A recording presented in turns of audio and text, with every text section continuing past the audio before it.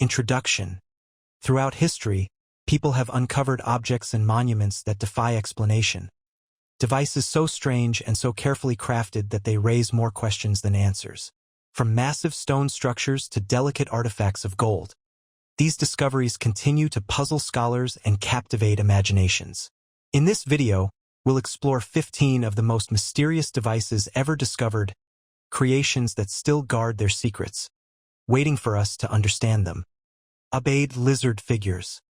In the heart of Mesopotamia, long before the rise of Babylon or the construction of monumental ziggurats, an ancient culture flourished. This society is known today as the Ubaid culture, which existed roughly between 6500 and 3800 BCE. Archaeological excavations in southern Iraq have revealed settlements that predate the earliest Sumerian cities. The Ubaid people are considered the forerunners of the great Mesopotamian civilizations, yet what they left behind is surrounded by mystery. Among their remains lie some of the most enigmatic objects ever discovered, the so-called Ubaid lizard figures. These small statues, often crafted from clay, are unusual even by the standards of early Mesopotamian art. Unlike the typical depictions of humans or animals found in other prehistoric sites, these figurines show beings with elongated heads, almond-shaped eyes, and bodies that resemble both human and reptile. Some figures stand upright with a rigid posture, while others appear to be seated. Many have long, tapering faces, narrow mouths, and a distinct lack of human hair or adornment. A few examples depict female figures holding infants, yet the infants themselves are rendered with the same reptilian traits. The context of their discovery is equally fascinating. These statues have been unearthed primarily at sites such as Eridu, one of the oldest known cities in Mesopotamia. Eridu is often regarded in ancient texts as a sacred place, considered by the Sumerians to be the very first city, founded by divine authority. Within its layers of history, archaeologists have uncovered not only evidence of early temples and houses, but also these figures, carefully buried among everyday items. Their presence suggests that they were more than mere decorative objects. The craftsmanship of the Ubaid figures reveals a society already experimenting with symbolism and abstraction. Their smooth surfaces, balanced proportions, and stylized features show deliberate choices rather than crude attempts at sculpture. The reptilian characteristics are not accidental. They were consistently repeated across multiple discoveries, hinting at a shared cultural or religious significance. Yet, what exactly these traits meant to the Ubaid people remains unknown. Some scholars interpret the figures as deities or spiritual entities. In Mesopotamian traditions that developed later, gods and protective spirits were often depicted in hybrid forms, combining aspects of humans and animals. The Ubaid figures may represent an early stage of the symbolism, embodying qualities associated with reptiles, such as fertility, regeneration, or resilience. Others consider them ritual objects, possibly connected to ceremonies of birth, death, or protection. The figurines showing mothers with children support the idea of a link to fertility or family life. Archaeological evidence also suggests that the Ubaid culture was far from primitive. They constructed large, organized settlements, practiced advanced irrigation agriculture, and laid the foundations of the urban systems that later civilizations would refine. Their pottery shows skill and artistry, with painted geometric designs that are still admired today. Within this environment of progress, the appearance of strange figurines stands out even more. They do not align neatly with the everyday needs of farming, trade, or domestic life. Instead, they point to a symbolic or spiritual dimension of the Ubaid worldview that is difficult to reconstruct. Despite decades of study, the Ubaid figures remain one of archaeology's enduring enigmas. Unlike texts, which allow direct insight into beliefs and traditions, these silent statues offer no explanations. They sit at the intersection of human imagination and material culture, embodying ideas that we may never fully decode. Their reptilian features continue to spark curiosity, not only among historians but also among those interested in the mysteries of ancient civilizations. Today, the Ubaid lizard figures are preserved in museums and research collections, carefully catalogued and displayed.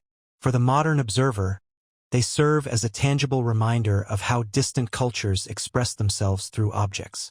Their forms, strange and compelling, bridge a gap of thousands of years. They are witnesses to a society that, though long gone, still communicates through its creations. The mystery of the Ubaid figures lies not only in their appearance but also in their persistence. Each figurine, no matter how small, carries within it the traces of a belief system that shaped one of humanity's earliest complex societies. They stand as silent guardians of knowledge, reminding us that even in the earliest chapters of civilization, people sought to embody the unseen forces of their world through art and symbolism. And in doing so, they left behind objects that continue to intrigue us thousands of years later. Saksaywaman stone walls. High in the Peruvian Andes, above the historic city of Cusco, stands one of the most remarkable architectural achievements of the pre-Columbian world. The site is called Saksaywaman, and it remains one of the clearest demonstrations of the engineering abilities of the Inca civilization. Its immense stone walls, fitted together with an almost impossible precision, continue to inspire awe centuries after their construction. Saksaywaman is believed to have been built during the reign of the Inca ruler Pachacuti and his successors in the 15th century. It functioned both as a ceremonial complex and as a defensive structure, overlooking Cusco, the heart of the Inca Empire. The walls of this site are unlike anything seen in contemporary architecture elsewhere in the world. They consist of massive limestone blocks, some weighing more than 100 tons, cut and placed so tightly that even a thin blade cannot be inserted between them. No mortar was used, and yet the walls have stood for centuries, surviving not only the passage of time but also earthquakes that frequently shake the Andes. The method by which the Incas achieved this level of precision remains one of archaeology's enduring puzzles. Each stone is shaped to interlock with its neighbors, creating a pattern of irregular polygons that nevertheless fit together seamlessly. This technique distributed weight and absorbed seismic shocks, giving the walls remarkable stability. To accomplish this, the builders would have needed to quarry, transport, shape, and position stones of extraordinary size and weight using only tools of stone, bronze, and wood. The scale of this achievement suggests a mastery of engineering that was deeply integrated into the Inca worldview. Archaeologists have proposed several explanations for how these stones were cut and fitted. Some suggest that the Incas used hammerstones to patiently chip away at the surfaces until they matched. Others point to the possibility of abrasion with sand and water to smooth surfaces. However, the sheer volume of work, combined with the massive scale of individual blocks, leaves many questions open. It is not only the precision of individual joints that impresses but also the overall layout of the walls. They follow geometric patterns, with sections forming zigzagging lines that stretch across the hillside, giving the impression of monumental design as well as functionality. Beyond their technical brilliance, the walls of Saksaywaman held cultural and symbolic importance. For the Inca, Cusco was not just a city. It was the center of the universe, organized in relation to sacred geography and cosmology. The great stones of Saksaywaman were part of this order. The zigzagging walls are sometimes interpreted as the teeth of a puma, a sacred animal that, according to tradition, symbolized strength and protection. In this sense, the fortress was not only a military outpost but also a manifestation of spiritual power, linking the human realm with the divine.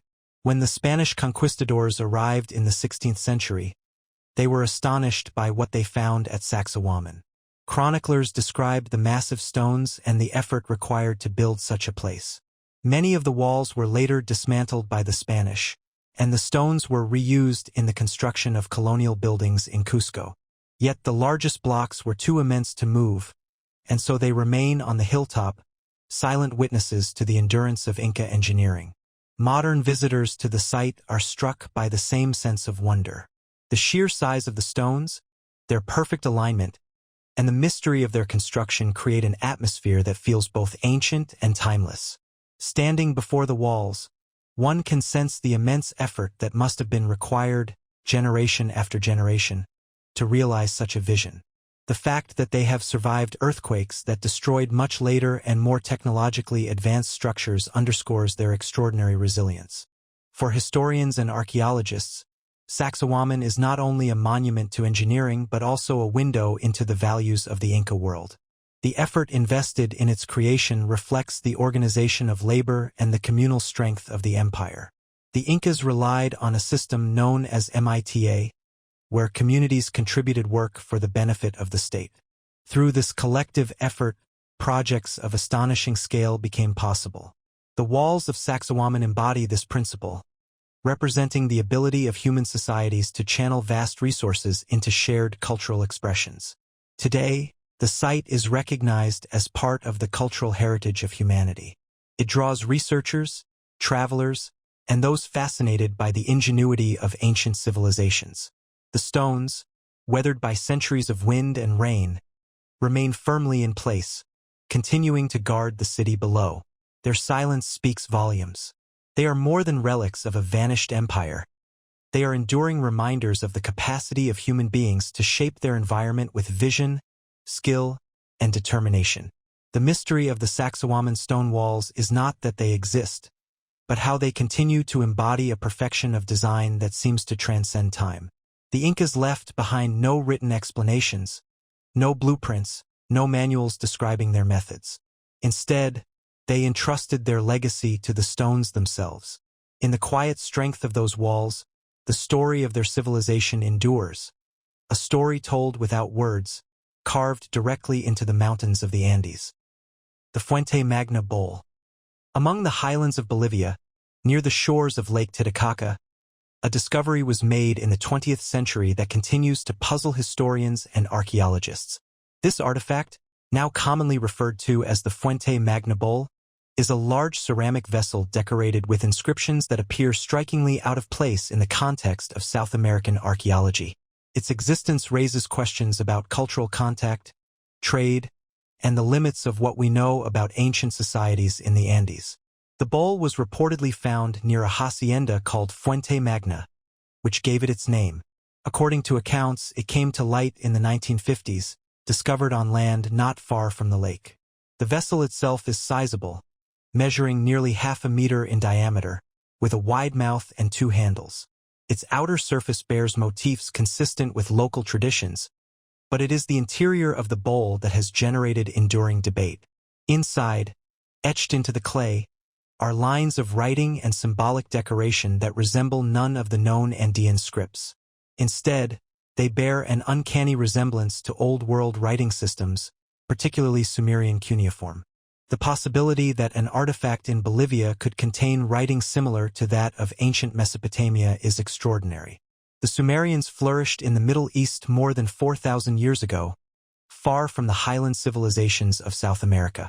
Conventional archaeology does not recognize any direct contact between these regions, and there is no accepted evidence of transoceanic voyages linking the Old and New Worlds in such early times. Yet, the Fuente Magna Bowl seems to present an anomaly that challenges these assumptions. Researchers who have examined the bowl are divided in their interpretations. Some specialists in epigraphy argue that the markings are indeed reminiscent of cuneiform or Proto-Sumerian signs. They note that the arrangement of symbols, though somewhat irregular, follows patterns that appear intentional and systematic rather than random decoration. A few even suggest that the inscriptions could be an attempt to record specific words or names.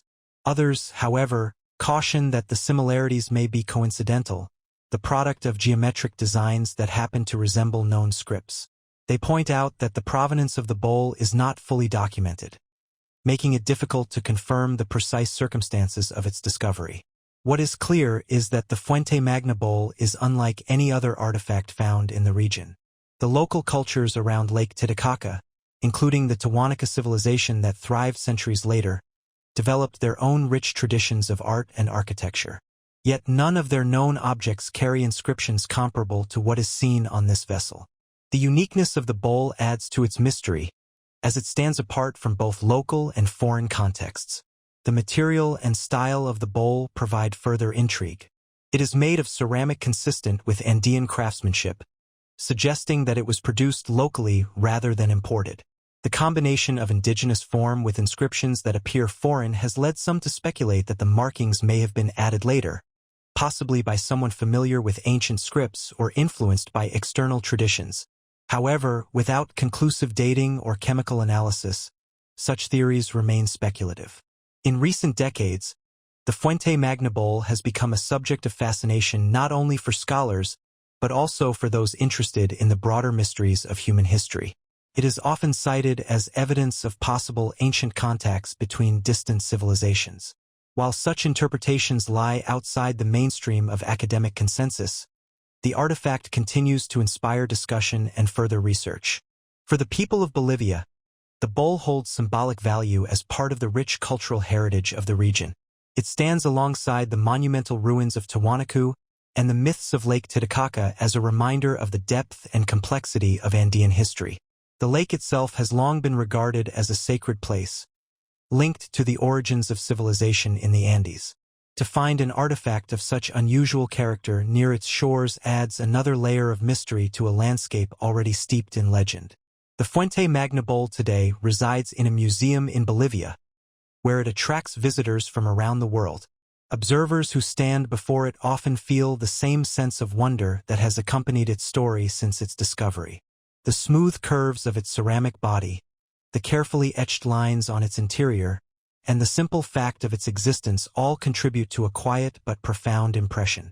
It is a vessel that carries not only water or offerings but also questions about the nature of history and the connections between peoples separated by oceans and millennia. In the end, the Fuente Magna bowl remains an enigma. Its inscriptions resist definitive interpretation, its origins are uncertain, and its meaning within the cultural context of the Andes is unresolved. Yet perhaps this is precisely what gives it its enduring power. It stands as a reminder that history is not always neat or easily explained. Sometimes, an object emerges that does not fit the patterns we expect, an artifact that opens the door to possibilities beyond established knowledge. In its silence, the Fuente Magna bowl continues to speak to us, inviting reflection on the vast and interconnected tapestry of human experience. The Russian Valley of Death Cauldrons. Deep in the remote expanse of Siberia, within the basin of the Vilyuy River in the Yakutia region, lies a place that has long been associated with mystery and legend. Known as the Valley of Death, this stretch of tundra and forest has been the subject of strange reports for more than a century. Travelers, hunters, and local inhabitants have spoken of unusual metallic structures, immense half-buried domes scattered across the landscape, which they described as cauldrons. These accounts have given rise to enduring stories of enigmatic devices hidden far from civilization, objects that seem to defy explanation and remain elusive to this day. The earliest reports of the Valley of Death come from local Evenki and Yakut traditions. For generations, the people of the region told tales of sickness, sudden deaths, and inexplicable events associated with particular places in the taiga. Within these forbidding landscapes, they warned of areas where strange metal shapes protruded from the ground, gleaming faintly beneath layers of soil and vegetation. Hunters who slept too close to these objects sometimes awoke weakened, suffering from headaches or skin ailments. Animals avoided the sites, and the local people treated them with fear and respect. In the 19th century, Russian explorers and chroniclers began to record these stories, adding them to the growing body of Siberian folklore. According to some accounts, the metallic cauldrons were large enough for a person to walk inside.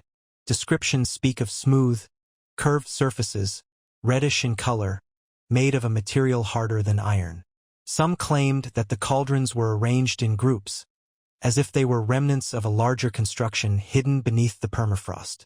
A few reports even suggested that they were partially submerged in the earth, with only their tops visible, like domes emerging from the ground. What makes the Valley of Death particularly intriguing is its association with unusual phenomena. Several stories link the area to fireballs or explosions in the sky, phenomena that have occasionally been recorded in Siberia. The most famous of these events is the Tunguska explosion of 1908, which flattened thousands of square kilometers of forest. Some local traditions associate such events with the presence of the cauldrons, imagining them as devices that release destructive energy. While these connections remain speculative, they add to the aura of mystery that surrounds the region. Scientific expeditions to confirm the existence of the cauldrons have faced enormous challenges. The Valley of Death is located in one of the most inaccessible parts of Siberia. Thick forests, swamps, rivers, and extreme weather make travel difficult, while the vastness of the land complicates systematic searches. Over the years, a few expeditions have reported finding unusual metallic fragments, but no definitive, verifiable evidence of the large domes described in folklore has been presented to the broader academic community. Some researchers suggest that the cauldrons might be natural geological formations mistaken for artificial structures. Others consider them to be remnants of human industry, such as abandoned mining operations or ancient smelting sites, though no clear records exist to support this. Despite the lack of conclusive proof, the stories of the cauldrons persist. The consistent details in oral traditions across generations lend weight to the idea that something unusual lies beneath the tundra. The metallic quality of the reported objects, their resilience to time, and their strange association with sickness all contribute to the sense of an unresolved mystery. Unlike many archaeological puzzles, which leave behind artifacts that can be studied in laboratories and museums, the cauldrons remain elusive, half hidden by earth and legend, resisting straightforward examination. For those who live in the Yakutia region, the Valley of Death is more than a curiosity. It is a landscape imbued with meaning and caution. Hunters still pass down warnings not to linger near certain sites, and the aura of danger persists. In this way, the cauldrons are part of a living tradition, shaping behavior and belief even in the absence of material confirmation. They stand as reminders of the ways in which human societies interpret unusual natural features and unexplained events through stories that blend experience with imagination. From the perspective of cultural history, the Valley of Death highlights the intersection of folklore, environment, and the limits of exploration. The taiga is vast, and much of it remains unexplored in detail. It is not surprising that within such an environment, stories of hidden objects and dangerous places should arise. Yet the persistence and specificity of the cauldron accounts give them a distinct place among the world's unexplained artifacts and devices. They are not simply vague legends but recurring reports of physical objects with tangible properties. Today, the Valley of Death continues to attract interest from researchers and explorers, though few have managed to reach its most remote areas. The combination of harsh climate, limited infrastructure, and the difficulties of long-term expeditions in Siberia has kept the mystery largely intact. Photographs and physical evidence remain scarce, leaving the narrative dominated by testimony and written accounts. This scarcity only adds to the fascination, for the unknown always holds a special power in the human imagination. Whether natural or artificial, myth or reality, the Russian Valley of Death cauldrons remain one of the most enduring enigmas of the far north. They embody the allure of unexplored places and the possibility that within the vast reaches of our planet, there are still secrets waiting to be uncovered. In their silence and obscurity, they remind us of the limits of knowledge and the vastness of the world, where not everything has been mapped, measured, or explained. And so the cauldrons continue to occupy their place in the imagination. Silent domes beneath the tundra, guardians of a mystery that has yet to be resolved. The Iron Pillar of Delhi. In the heart of India's capital, within the grounds of the Qutb complex, stands a monument that has baffled metallurgists, historians, and travelers for centuries. Rising more than 7 meters above the ground and weighing over 6 tons, the Iron Pillar of Delhi is remarkable not merely for its size, but for its resistance to time. Constructed over 1,600 years ago, the pillar has withstood centuries of exposure to rain, heat, and pollution, yet it shows almost no sign of corrosion. It is one of the most enduring mysteries of ancient metallurgy, a testament to knowledge that still commands respect today. The pillar is thought to have been erected during the reign of Chandragupta II, a ruler of the Gupta dynasty in the 4th or 5th century CE. This period is often described as a golden age of Indian civilization, marked by advances in art, mathematics, astronomy, and architecture. The inscription carved into the pillar itself pays homage to Vishnu and commemorates a powerful king, though scholarly debates continue about the precise identity of the ruler and the full meaning of the text. Regardless of the details, It is clear that the iron pillar was created not only as a functional object, but also as a symbol of power, devotion, and craftsmanship. What distinguishes this pillar from countless other ancient monuments is its extraordinary preservation. Ordinary iron, when exposed to the elements, quickly succumbs to rust. Yet this pillar, standing in the open for more than a millennium and a half, remains almost unblemished. Its surface has acquired a thin, protective layer that prevents deeper corrosion. Scientists studying the composition of the iron have found that it is of exceptionally high purity, with an unusually low content of sulfur and manganese.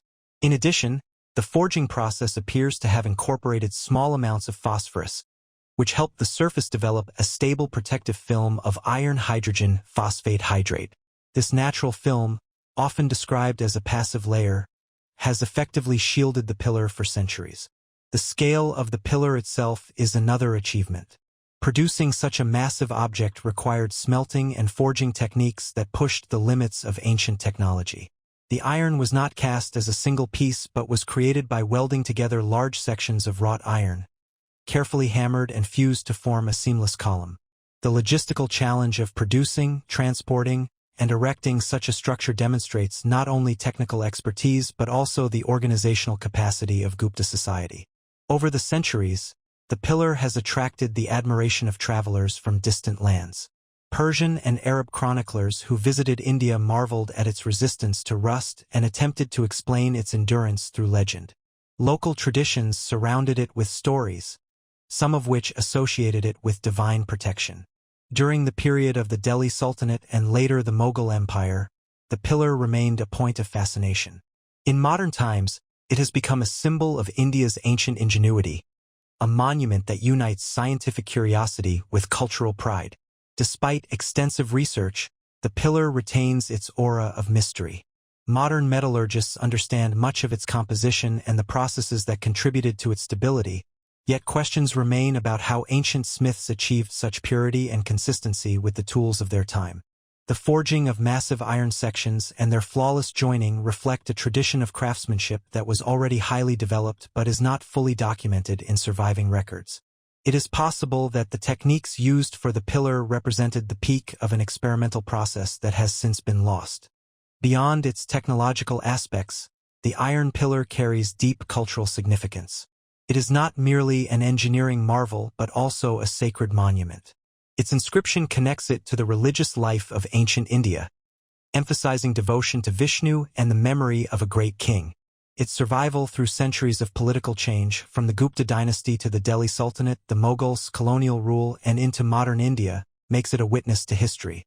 As empires rose and fell, the pillar remained in place, silent yet enduring, a constant presence amid the shifting human landscape.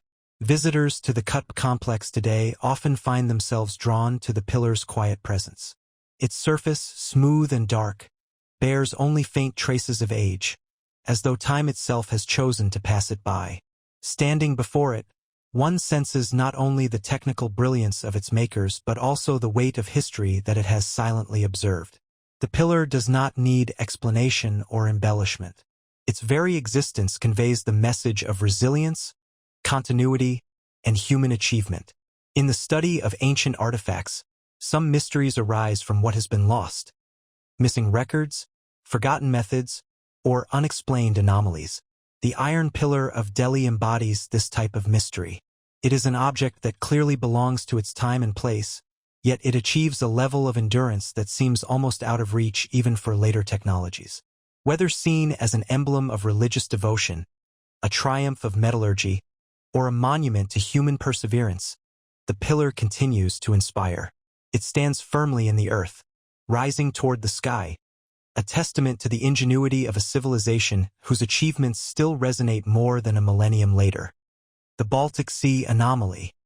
In June of 2011, a team of Swedish divers and treasure hunters known as Ocean X made a discovery at the bottom of the Baltic Sea that has remained one of the most puzzling underwater finds of recent decades.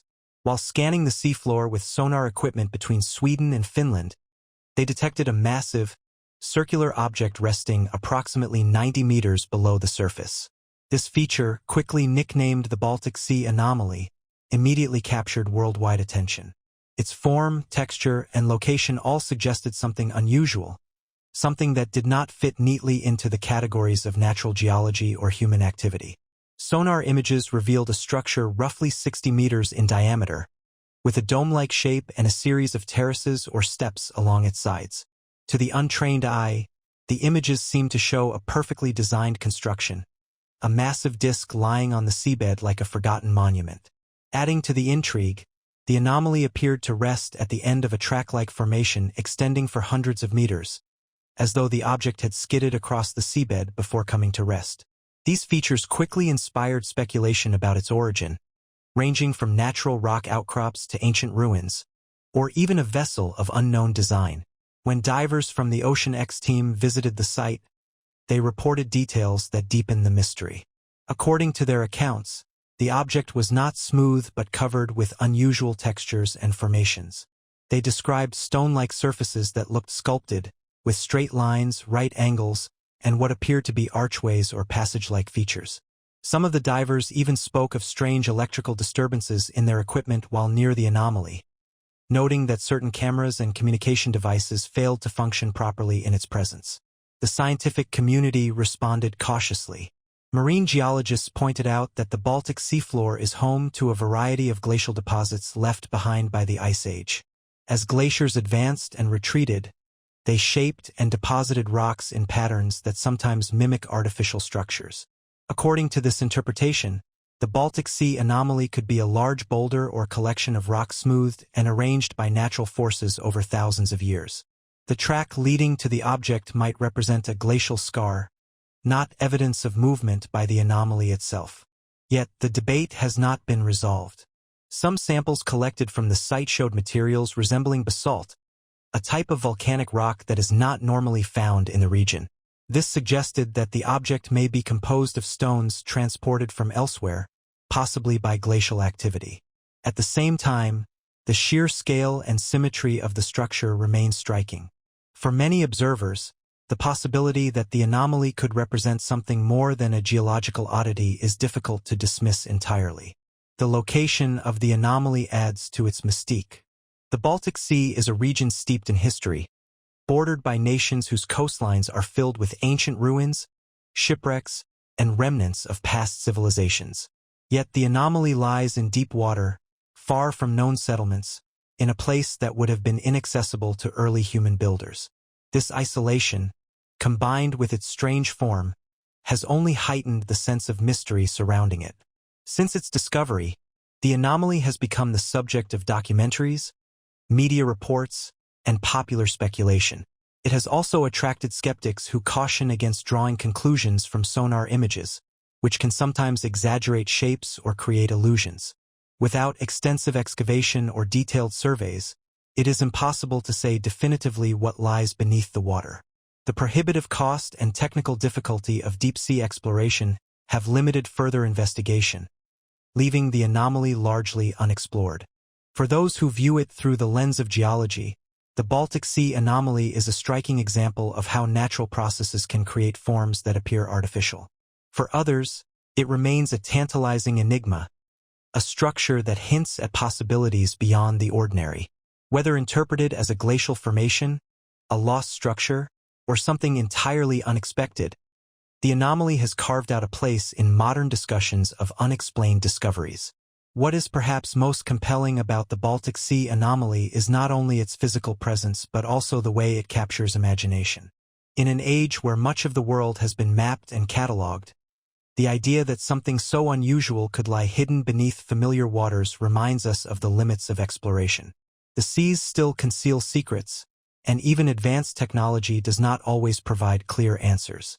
Today, the anomaly remains undisturbed, resting in the cold, dark waters of the Baltic. Divers occasionally return, and scientists continue to discuss its nature, but the site has not yielded definitive answers.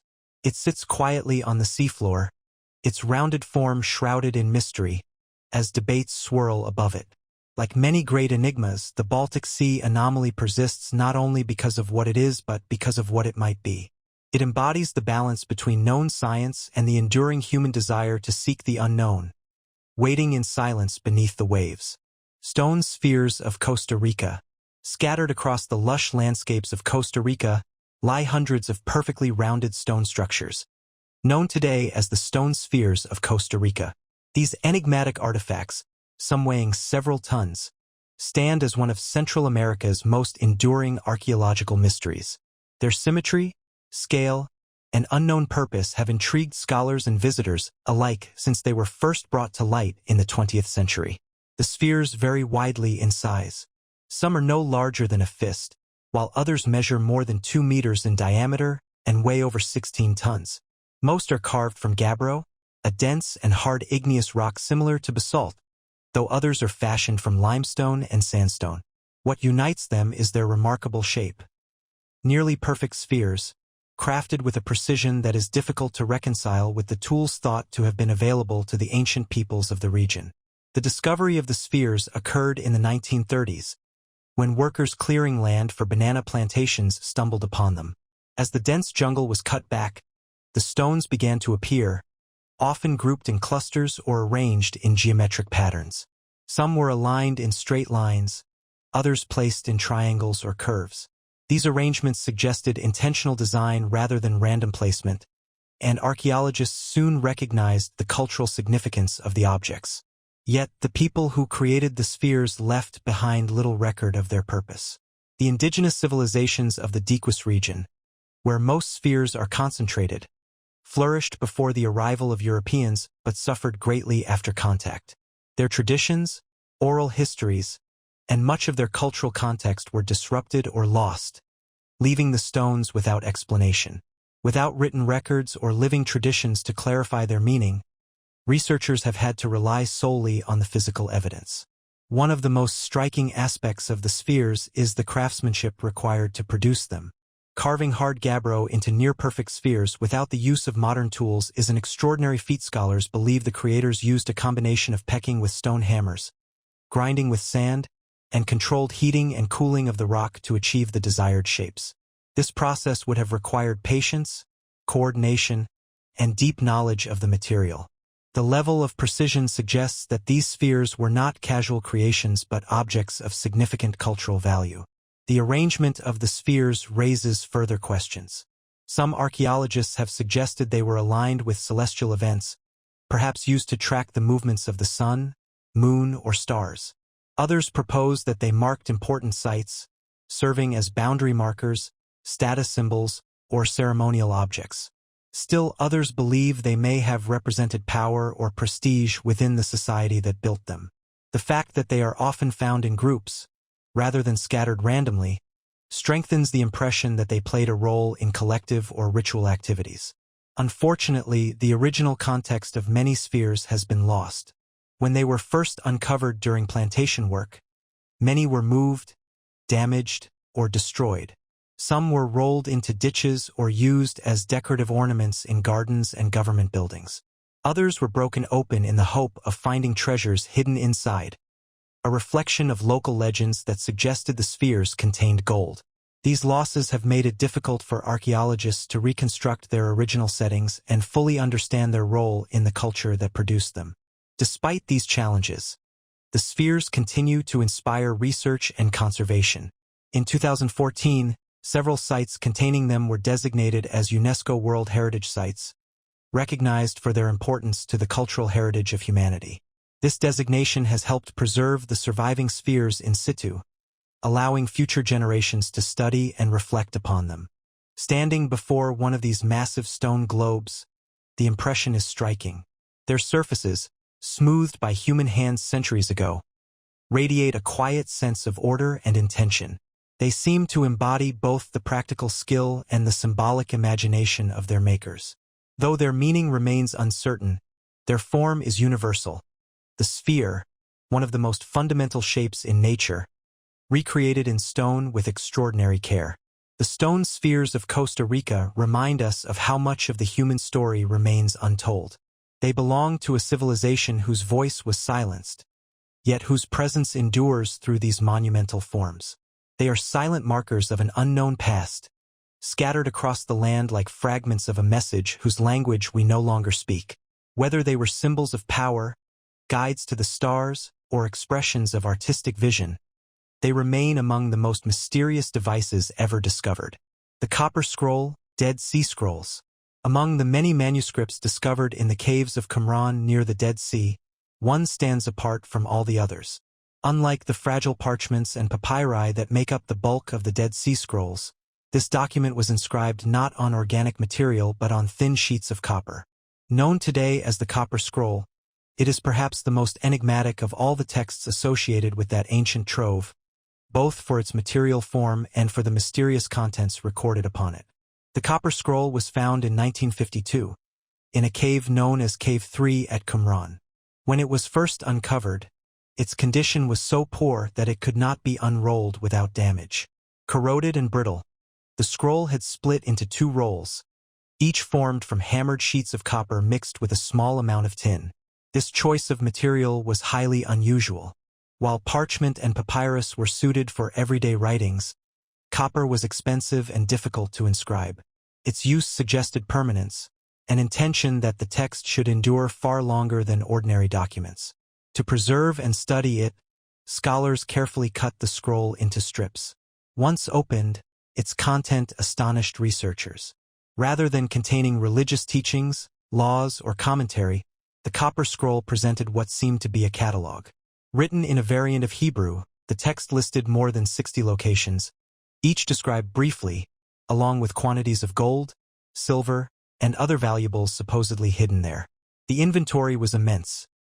Tons of silver and gold, as well as sacred vessels, were recorded in detail, as though awaiting retrieval. This raised immediate questions. Was the Copper Scroll a literal record of hidden treasure?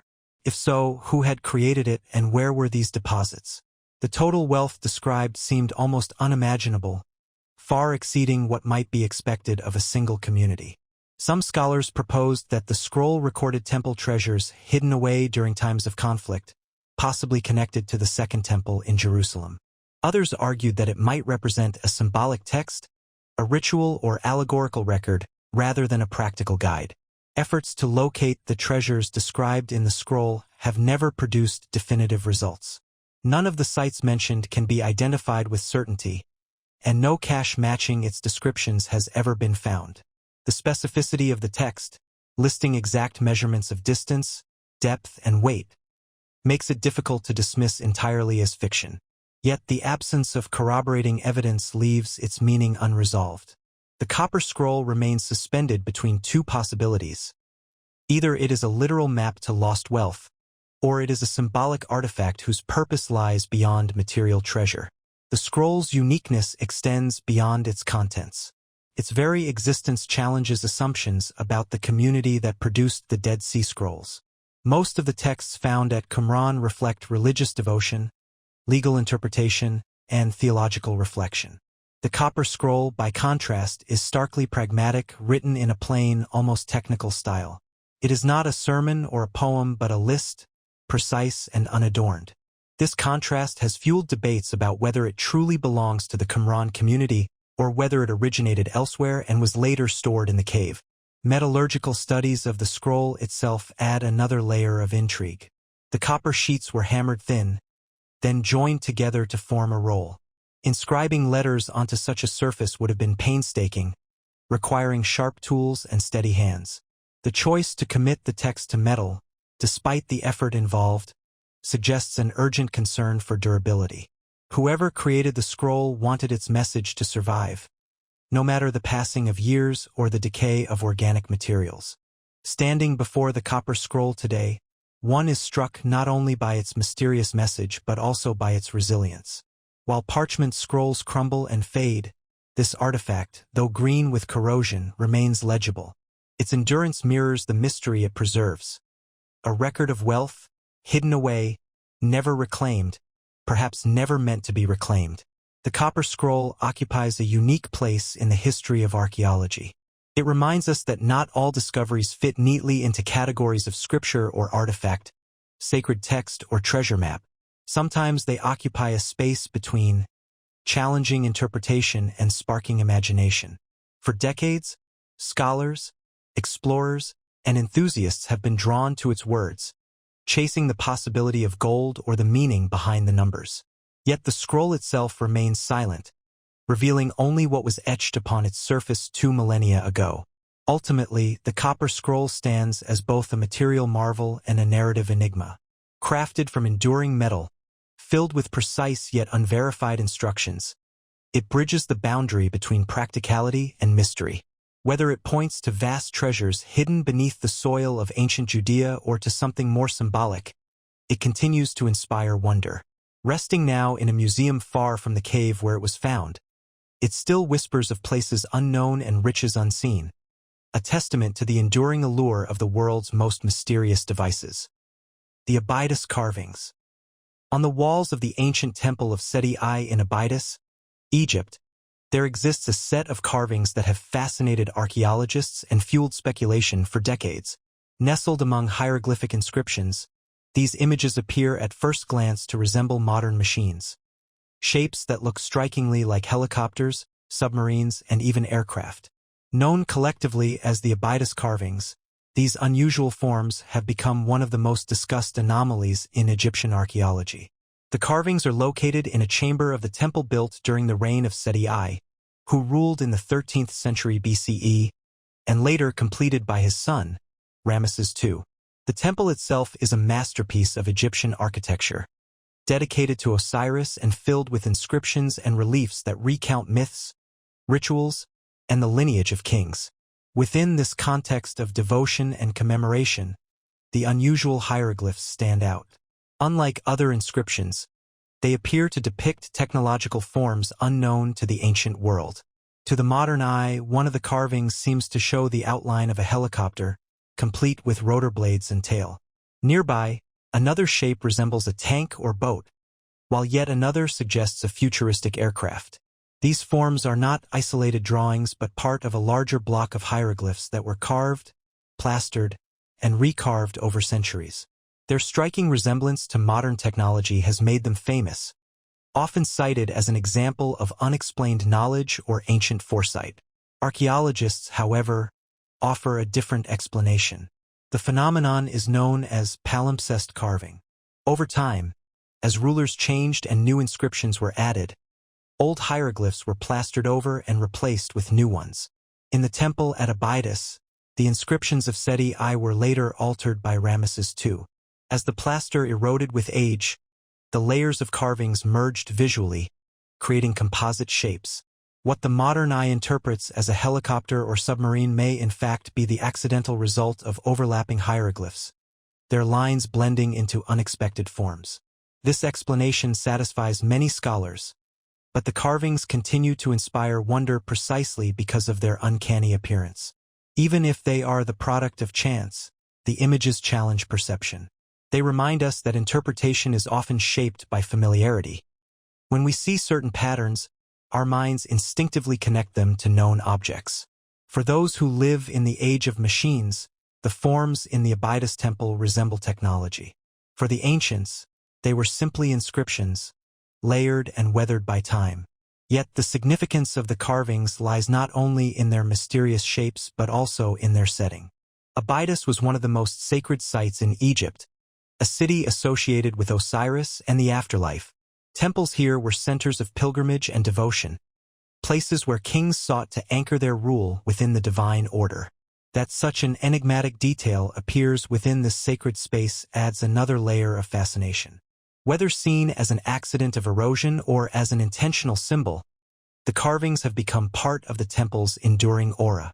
The Abydos carvings also highlight the delicate balance between science and imagination in the interpretation of the past. Archaeology provides careful methods for analyzing context, layers, and materials, yet public imagination often gravitates toward mystery. The carvings illustrate how a single detail, amplified by modern perspective, can transform a quiet inscription into a subject of global intrigue. Visitors to the temple today often pause before these shapes, drawn not only by their appearance but by the story they carry. The carvings represent a moment where ancient art meets modern perception, where lines carved 3,000 years ago are reinterpreted through contemporary eyes. They serve as a reminder of how history is never static but continually reshaped by those who encounter it. Ultimately, the Abydos carvings remain part of the broader puzzle of Egypt's enduring legacy. They symbolize the interplay of craft, time, and chance, a fusion that has created images both ordinary and extraordinary. Whether viewed as the product of overlapping hieroglyphs or as enigmatic symbols, they continue to attract attention, bridging the distance between the ancient and the modern. The Temple of Seti I, with its solemn columns and intricate reliefs, still stands as a testament to the grandeur of ancient Egypt. Within its walls, the unusual carvings wait quietly, inviting reflection. Their mystery lies not only in what they are but in how they are seen, a convergence of past intention and present imagination. In this way, the Abydos carvings endure, a silent dialogue between ages, etched in stone. Yonaguni Monument. Beneath the waters off the coast of Yonaguni, a small island in Japan's Ryukyu archipelago, lies a massive formation that has puzzled diverse geologists and historians since its discovery in the 1980s. Known as the Yonaguni Monument, this submerged structure consists of vast terraces, sharp angles, and broad steps carved into solid rock. Its scale and geometry have led many to wonder whether it is the work of nature or the remains of an ancient, forgotten civilization. The monument was first noticed in 1986 by a local diver exploring the area. What he encountered was unlike the typical reefs and natural rock outcrops of the region. Rising from the seafloor, the formation appeared to consist of huge, flat surfaces intersecting at right angles, as though the stone had been carefully cut and shaped. Stair-like steps ascended in tiers, leading to broad platforms. The overall impression was of a monumental structure, resembling a ziggurat or pyramid rising from the seabed. The size of the Yonaguni Monument is staggering. It measures approximately 150 meters in length and 25 meters in height, with features that include terraces, ledges, and what some divers describe as passageways and columns. From above, parts of the formation appear to trace geometric outlines, suggesting the foundations of buildings or plazas. The symmetry of the structure and the precision of its lines make it difficult, at first glance, to accept as the work of chance. Yet geologists caution that natural processes can create surprisingly regular shapes. The rock at Yonaguni is sandstone, a material prone to fracturing along straight lines and planes. Over time, tectonic activity and wave erosion may have accentuated these fractures, producing formations that mimic artificial construction. According to this view, the monument is not a ruin but an extraordinary example of geology shaped by natural forces. Despite this explanation, debate continues. Supporters of a human origin point to features that seem intentional. Flat terraces resembling ceremonial platforms, steps that appear evenly cut, and surfaces that look polished. Some divers have claimed to see carvings resembling animals or symbols, though these are disputed. If the monument were indeed man-made, it would imply the existence of a large, organized society capable of quarrying, transporting, and shaping massive blocks of stone thousands of years ago, far earlier than any known complex culture in the region. Adding to the mystery is the fact that the monument lies underwater. If it was constructed by humans, it must have been built during a time when sea levels were much lower, perhaps at the end of the last ice age, more than 10,000 years ago. Such a date would push the origins of advanced architecture in Japan back far beyond the established timeline, challenging conventional history. Since its discovery, the Yonaguni Monument has drawn divers, researchers, and documentarians from around the world. Some view it as evidence of a lost civilization, while others see it as a natural wonder enhanced by human imagination. The Japanese government has not officially recognized it as a cultural heritage site, reflecting the unresolved nature of the debate. Nevertheless, it has become a focal point of underwater tourism, with divers descending to witness its massive, silent presence on the ocean floor. What is most striking about the monument is not only its form but also its atmosphere. Descending into the blue waters of Yonaguni, divers approach vast walls of stone that rise in sharp angles from the seabed. The silence of the deep sea, broken only by the sound of breathing through a regulator, amplifies the sense of awe. Whether natural or human-made, the monument exudes a monumental quality, as though it were designed to endure beyond memory. The Yonaguni Monument occupies a unique place in the study of mysterious artifacts. It exists at the boundary between geology and archaeology, where the patterns of nature and the designs of culture sometimes overlap. It challenges assumptions about what is possible, both in terms of natural formation and human achievement. And it demonstrates how the sea, covering much of the planet, still conceals wonders that defy simple explanation. Ultimately, the monument remains a question written in stone beneath the waves. Its terraces, steps, and platforms invite speculation, but they do not answer. Whether it is the greatest natural formation in the Sea of Japan or the last remnant of an ancient, unknown people, it continues to inspire awe. Resting quietly in the depths, the Yonaguni Monument reminds us of the mysteries that lie hidden beneath the waters of the earth, waiting to be discovered, studied, and imagined. The Olmec Colossal Heads. In the lowlands of southern Mexico, scattered across ancient sites in the states of Veracruz and Tabasco, stand a series of monumental stone sculptures that remain among the most striking achievements of early Mesoamerican civilization. Known as the Olmec Colossal Heads, these massive carvings, each weighing many tons, embody the power and mystery of a culture that flourished long before the rise of the Maya and the Aztec. Their sheer size, detailed features, and uncertain purpose make them one of the most enduring enigmas in the study of ancient America. The colossal heads were first documented in the 19th century, though local people had long been aware of their presence. To date, 17 of these sculptures have been discovered, each carved from large blocks of basalt. The stones were quarried from distant volcanic regions and transported across rivers and forests to their final locations, a feat that required remarkable planning and organization. Once in place, the basalt boulders were shaped into human heads, standing between 1.5 and 3 meters tall and weighing as much as 50 tons. The most striking aspect of the heads is their individuality. Each portrays a distinct face, with unique expressions, features, and headdresses. The level of detail suggests that they may have been portraits of rulers, immortalized in stone as symbols of authority. Their headdresses, elaborately carved, might represent helmets used in ritual ball games or insignia of power. The seriousness of their expressions, with wide noses, full lips, and intense gazes, conveys an impression of strength and dignity, as though the figures were meant to embody both human identity and divine authority. The creation of these monuments raises profound questions about the society that produced them. The Olmec civilization, which thrived between 1500 and 400 BCE, is often regarded as the mother culture of Mesoamerica, influencing later civilizations through its innovations in art, architecture, and religion. Yet the colossal heads stand apart even within this tradition. Their scale suggests centralized authority, able to command the labor needed to quarry, transport, and carve massive stones. Their individuality implies a society that valued personal leadership and sought to preserve it through monumental art.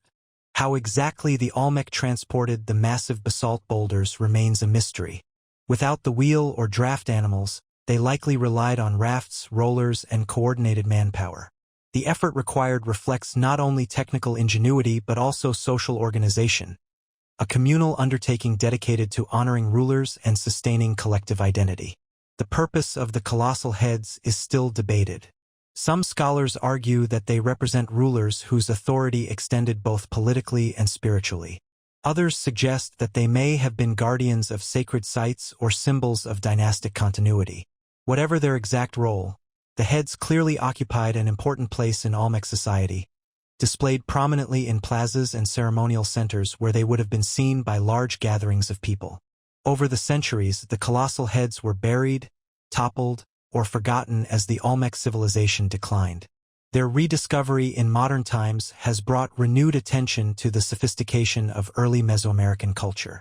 Today, they stand in museums and archaeological parks, where visitors marvel at their scale and presence. Encountering one of these heads in person, one is struck not only by its size but by its humanity. The faces, though carved in stone more than 2,000 years ago, still convey personality, individuality, and the weight of leadership. The Olmec colossal heads are reminders that even in the earliest chapters of human civilization, people sought permanence through art. They embody the desire to memorialize individuals, to give lasting form to authority and identity. Their mystery lies partly in what has been lost: the names of the rulers they represent, the ceremonies in which they stood, the beliefs they symbolized. Yet what remains is powerful. Immense stone faces gazing out across centuries, bearing silent witness to the endurance of human creativity. As with many of the world's most mysterious devices, the colossal heads challenge our sense of history. They demonstrate that long before the rise of great empires, societies were capable of extraordinary achievements in art and engineering. They stand as testaments to vision, labor, and memory, immense human portraits carved into the enduring substance of the earth itself. The Baghdad Spiral Tower, in the ancient city of Samarra, along the banks of the Tigris River in modern-day Iraq, rises one of the most remarkable and unusual monuments of the Islamic world. The Malwiya Tower, also known as the Baghdad Spiral Tower. Built in the mid-9th century as part of the Great Mosque of Samarra, this massive spiraling structure continues to fascinate architects, historians, and travelers alike. Its shape, unlike anything else from the same period, gives it a mysterious aura, and its endurance through more than 1,000 years of history only adds to its enigmatic presence. The Malwiya Tower was commissioned by the Abbasid Caliph al-Mutawakkil, whose reign marked a period of great cultural and architectural expansion. Around 848 CE, the construction of the Great Mosque of Samarra began, intended to be one of the largest and most ambitious religious complexes of its time. The mosque itself was vast, with a rectangular layout spanning more than 17 hectares, enclosed by thick walls and featuring multiple entrances. Yet the most striking element of this grand design was the tower that stood adjacent to it, a spiraling minaret that would soon become the city's most iconic landmark. The tower rises to a height of about 52 meters, with a base nearly 33 meters wide. Unlike the vertical shafts typical of minarets, the Malwiya Tower is built in a conical form, resembling a giant spiral ramp that winds around the exterior 5 times before reaching the top.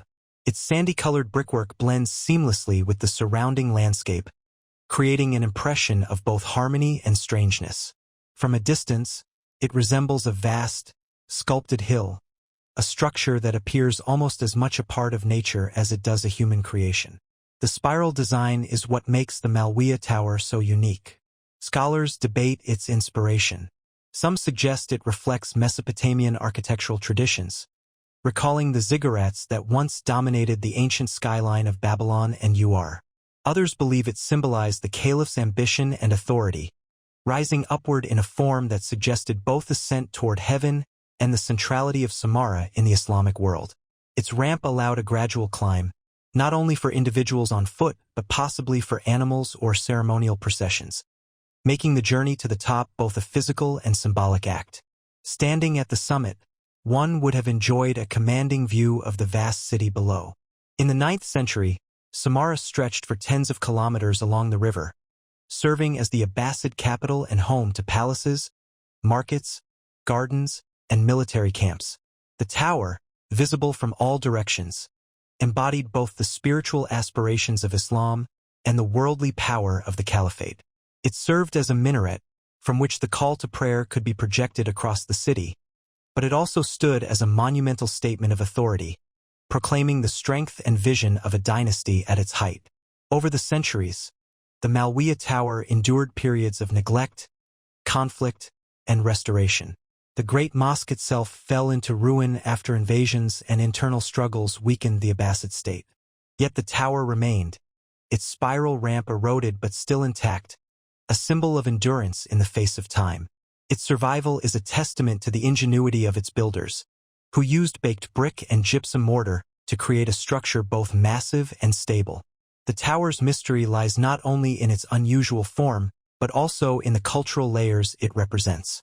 It connects the Islamic architectural tradition with the deeper history of Mesopotamia, bridging ancient and medieval worlds. It stands as both religious monument and civic symbol, its function not confined to the call to prayer, but extending into the realm of identity and memory. Travelers who came to Samarra in later centuries often wrote of their awe upon seeing it, describing its spiral as otherworldly, its presence as both commanding and graceful. In modern times, the tower has faced new challenges.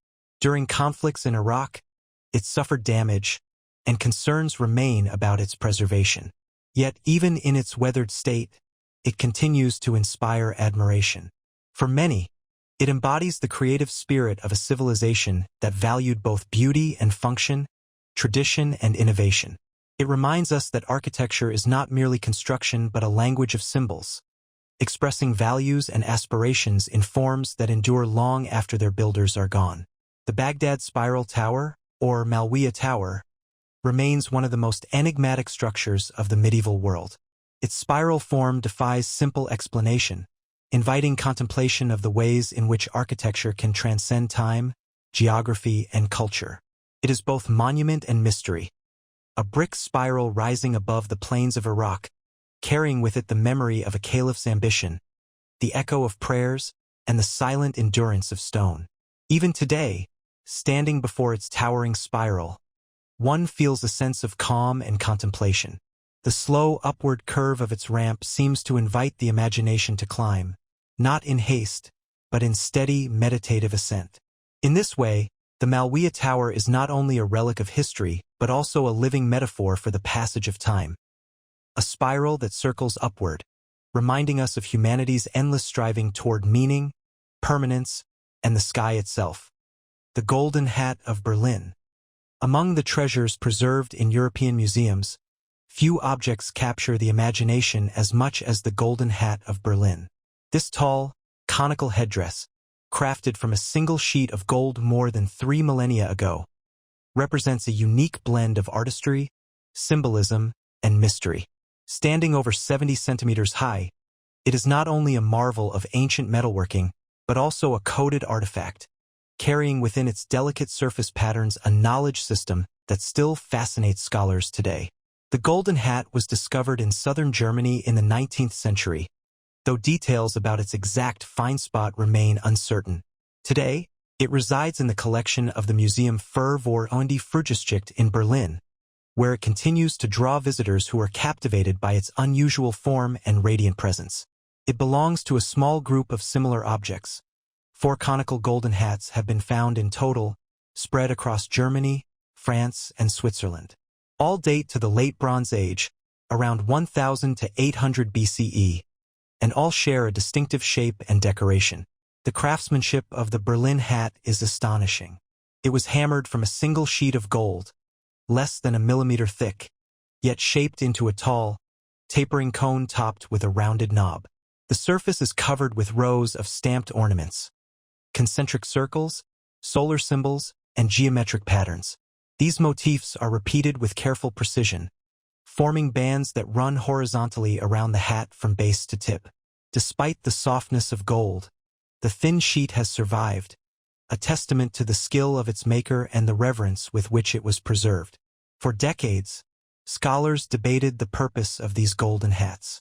Their fragile construction makes it unlikely they were used in warfare or daily life. Instead, they appear to have been ceremonial, perhaps worn by high-ranking priests or leaders during important rituals. Their gleaming surfaces would have caught the sunlight, creating a dazzling display that linked the wearer with celestial power. The height of the cone may have symbolized a connection between earth and sky, reinforcing the role of the wearer as mediator between the human and the divine. Closer study of the patterns engraved on the Berlin hat has revealed an even deeper significance. Researchers have discovered that the decorative bands encode a lunisolar calendar, allowing the tracking of both lunar months and solar years. By counting the symbols in specific sequences, one can predict the alignment of lunar and solar cycles, essential for agricultural societies dependent on accurate knowledge of seasons. In this sense, the golden hat was not only a ritual headdress but also a scientific instrument, a portable calendar encoded in gold. The existence of such knowledge in the Late Bronze Age challenges assumptions about the intellectual capacities of prehistoric societies. The makers of the golden hat had mastered not only metalworking but also complex astronomical calculations, embedding this information in an object of beauty and authority. Whoever wore the hat embodied both spiritual and scientific roles, uniting religious ritual with practical knowledge of time. The Berlin hat and its counterparts also raise questions about cultural networks in Bronze Age Europe. The similarity of the four known examples suggests shared traditions across distant regions, perhaps linked by trade, migration, or ritual exchange. The choice of gold as material emphasizes permanence and prestige, a substance associated with the sun, resistant to decay, and rare enough to symbolize power. The survival of these fragile objects into the modern era is remarkable, given the tendency for ancient gold to be melted down and reused. In the museum today, the Golden Hat of Berlin stands as both artifact and enigma. Its shimmering surface draws the eye, but its true fascination lies in the layers of meaning it encodes. To look at it is to glimpse a world where science, religion, and art were not separate domains but aspects of a unified vision. The hat was at once a crown, a calendar, and a cosmic symbol, a device that connected its wearer to cycles of sun and moon, to the rhythm of time itself. The aura of the object lies partly in what we do not know. Who wore it? In what ceremonies did it appear? Was it the exclusive possession of a single leader, or did it pass between generations of priests? These questions remain unanswered, but they add to the contemplative quality of the hat, inviting reflection on the ways ancient peoples sought to order their world. The Golden Hat of Berlin endures as a symbol of the ingenuity and imagination of Bronze Age Europe. It reminds us that even in distant centuries, long before written records in this region, people created objects that embodied both beauty and knowledge. It stands as a silent yet eloquent witness to a time when gold was not only treasure but also language, a medium for expressing humanity's enduring desire to understand the heavens and to find meaning in the cycles of time. The Cochno Stone. On a quiet hillside near the town of Clydebank in Scotland lies one of the most extraordinary prehistoric monuments in Europe, a vast sandstone slab covered with mysterious carvings. Known as the Cochno Stone, it is a masterpiece of prehistoric rock art and one of the largest and most intricate examples of its kind ever discovered. Measuring over 13 meters by 7, the surface of the stone is inscribed with hundreds of symbols, spirals, circles, grooves, and cup marks that have puzzled scholars for more than a century. The stone was first documented in 1887, when the Scottish antiquarian Reverend James Harvey brought it to wider attention. What he revealed was a surface densely decorated with over 90 carved indentations known as cup and ring marks, some connected by channels, others arranged in complex clusters. These patterns are not random. They show repetition, symmetry, and careful placement, suggesting that the carvings carried specific meaning for the people who made them. Yet what that meaning was remains elusive, and this ambiguity gives the Cochno Stone its enduring aura of mystery. Dating the stone has proven difficult, but most researchers place its creation between 3000 and 2000 BCE, during the Neolithic or Early Bronze Age. This was a period when monumental stone circles and megalithic tombs were being constructed across the British Isles, reflecting a culture deeply engaged with landscape, ritual, and the cycles of nature. The carvings on the Cochno Stone seem to belong to the same symbolic world, though their exact function is unknown. Some have proposed they represent maps of stars or territories, others that they were expressions of religious belief linked to fertility, life, and death. The scale of the Cochno Stone is what sets it apart. While cup and ring marks can be found across Britain, Ireland, and parts of continental Europe, rarely are they assembled with such density and variety on a single surface. Walking across the slab is like entering a vast prehistoric canvas, where each groove and spiral speaks of intentional design. The effort required to carve the stone, using simple tools of stone or metal, suggests a collective undertaking, perhaps linked to community rituals or gatherings. The mystery of the Cochno Stone is deepened by its history after discovery. By the 1960s, concerns grew that the carvings were being damaged by weather and vandalism. In an unusual act of preservation, archaeologists made the decision to bury the stone once again under several feet of soil and turf, sealing it away from view. For decades, it lay hidden, known only through drawings, photographs, and casts made before its reburial. In 2016, archaeologists uncovered it temporarily to create detailed digital records, using 3D scanning to capture every line and depression. Once the documentation was complete, the stone was reburied again, ensuring its survival for future generations. The temporary uncovering confirmed both the magnificence and fragility of the site. Visitors who saw it described the overwhelming impression of standing before such ancient art, etched by hands that lived thousands of years ago. The spirals and rings seemed to draw the eye outward and inward at the same time, creating a visual rhythm that feels both abstract and purposeful. Whether intended as maps of the heavens, representations of journeys, or symbols of spiritual belief, they invite a meditative response, echoing across millennia. Scholars often compare the Cochno Stone with other rock art traditions around the world, from Scandinavia to the Mediterranean. The similarities suggest that the impulse to carve symbolic designs into stone was widespread, a universal human expression of the desire to inscribe meaning into the landscape. Yet each site carries its own cultural context, and the Cochno Stone stands as a uniquely Scottish monument, tied to the land and communities of the Clyde Valley. The decision to rebury the stone has given it an additional layer of mystery. Hidden beneath the earth, it is preserved but inaccessible, known but unseen.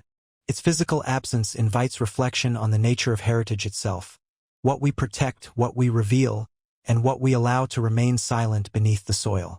For those who study it through digital models or historical drawings, the Cochno Stone is both a real monument and an idea, a reminder of how fragile the traces of the past can be. The Cochno Stone is thus more than just an archaeological site. It is a bridge between worlds, between prehistory and the present, between what we know and what we can only imagine. Its carvings may never yield a definitive interpretation, but their power lies in this very uncertainty. They remind us that long before writing, long before recorded history, people sought to leave their mark on the earth, to express ideas and beliefs in forms that would outlast them. Standing on that hillside, even without seeing the stone itself, one can sense the depth of time it represents. The Cochno Stone is a silent monument, a prehistoric text carved in stone, waiting patiently beneath the soil for future generations to uncover and interpret.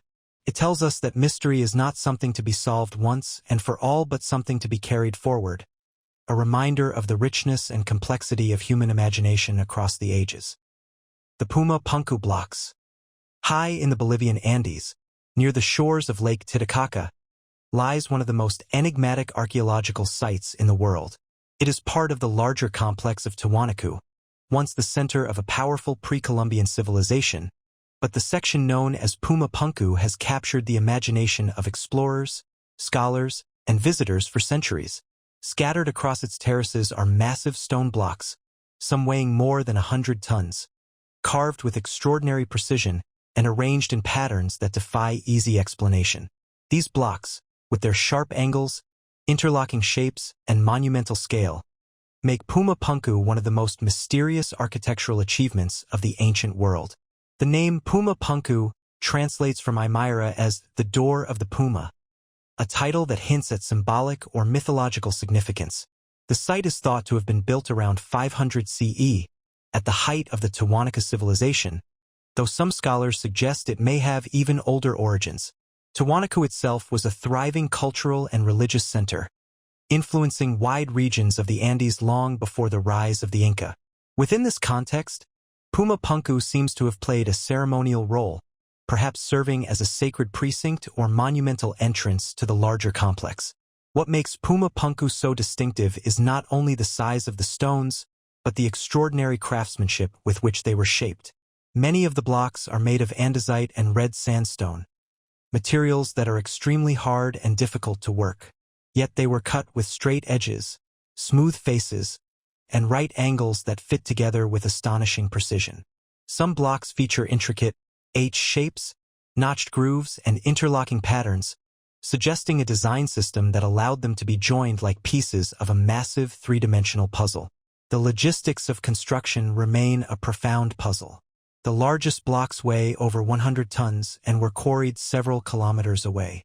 Without iron tools, wheeled transport, or draft animals, the builders must have relied on ingenuity, manpower, and coordination to move and position the stones. The process would have required advanced knowledge of stoneworking, as well as social organization capable of mobilizing large numbers of laborers for communal projects. This reflects the power and cohesion of the Tiwanaku state, which was able to marshal its resources for monumental building on a grand scale. Interpretations of Puma Punku vary. Some scholars view it as a temple platform or ceremonial courtyard, its layout reflecting cosmological beliefs. The precision of the blocks may have carried symbolic meaning, expressing order, permanence, and harmony with the universe. Others suggest it may have functioned as part of ritual pathways, guiding processions through spaces charged with spiritual significance. Whatever its purpose, the sheer ambition of the site speaks to a culture deeply invested in the relationship between architecture, ritual, and landscape. Erosion, earthquakes, and centuries of neglect have left Puma Punku in ruins. Many of the blocks now lie scattered across the ground, giving the impression of a colossal jigsaw puzzle whose pieces no longer fit together. Yet even in disarray, their craftsmanship is evident. Standing among them, one is struck by the contrast between their monumental weight and their delicate precision, a paradox that lies at the heart of the site's mystery. The cultural significance of Puma Punku is inseparable from its setting. Lake Titicaca, with its vast waters and high-altitude environment, was central to Andean mythology. It was often regarded as the birthplace of gods and the origin of peoples. Building a monumental site in this landscape was an act of both reverence and power, linking human society to sacred geography. The stones of Puma Punku, aligned with precision and effort, can thus be seen as bridges between earthly labor and cosmic order. For the Tiwanaku people, the act of building may have been as important as the finished structure. The quarrying, transporting, and carving of stones were communal undertakings, reinforcing social bonds and affirming shared beliefs. Each block carried not only physical weight but symbolic meaning, embodying the collective strength of a civilization that sought permanence in the face of nature's vastness. Today, Puma Punku remains both a ruin and a riddle. Archaeologists continue to study its stones, mapping their placement, analyzing tool marks, and reconstructing possible layouts. Yet much remains unknown. How exactly the blocks were shaped, what rituals unfolded within their walls, and why the site eventually fell into disuse. This incompleteness contributes to its aura. Like other great mysteries of the past, it resists final explanation, inviting each generation to approach it with fresh eyes and imagination. The Puma Punku blocks stand as silent witnesses to a civilization's vision. They remind us that long before modern technology, human societies achieved feats of engineering and artistry that continue to inspire wonder. Their precision challenges our assumptions about the past, while their ruin speaks to the passage of time and the impermanence of human endeavor. Yet within that impermanence lies a kind of permanence. The stones endure, carrying forward the memory of those who carved them and the mystery of why. As the final chapter in our journey through the world's most mysterious devices, Puma Punku encapsulates the themes we have encountered again and again: human ingenuity, the search for meaning, and the enduring allure of what cannot be fully explained. Standing among its massive blocks, one senses both the power of the past and the humility it inspires. These stones, carved with patience and purpose, invite us to reflect not only on the mysteries of ancient civilizations, but also on the timeless desire to build, to believe, and to leave a mark that endures across the centuries. Ending. Thank you for joining us on this journey through some of the most mysterious devices ever discovered. If you enjoyed this video, don't forget to leave a like, subscribe to the channel, and share your thoughts in the comments. We'd love to hear your perspective. And if you know someone who would also be fascinated by these stories, share this video with them. Your support helps us continue exploring the wonders and mysteries of our world.